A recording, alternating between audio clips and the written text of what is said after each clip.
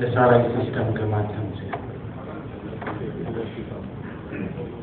आपने सुना इसकी विधि को,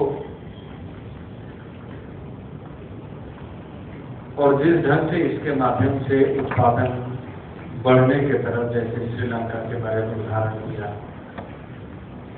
एक पानी में कितने दाना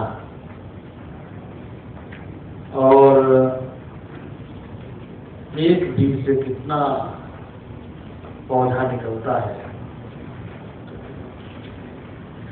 ये सारी बातें आपने सुनी है। इसलिए मैं उस पक्ष में और उस सारी बातों को न कहते हुए मैं सिर्फ इस अवसर को इतना कहूँगा कि आगे हमें क्या करना है। What is the road map?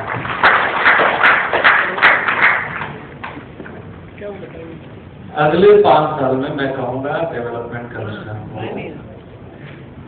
कि जैसे मैंने कहा कि हम कृषि बजट अलग से बनाएंगे और उसमें सारे विभाग जो कृषि से जुड़े हुए हैं, चाहे वो सिंचाई विभाग हो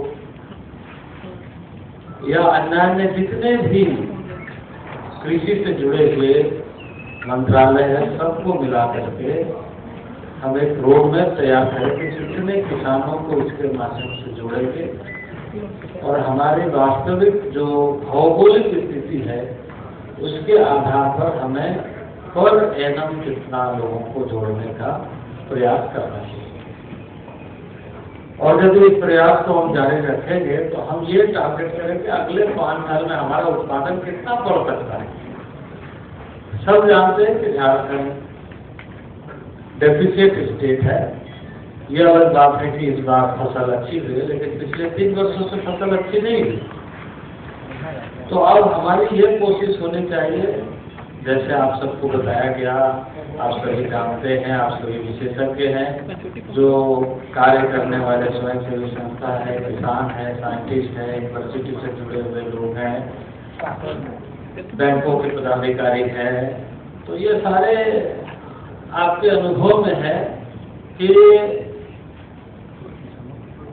हमारी वास्तविक आवश्यकता कितनी है और उसको हम कैसे करके आगे बढ़ाएं।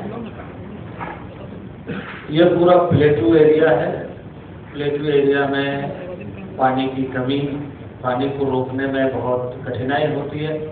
ढलान की वजह से सारा पानी नदी में चले जाता है।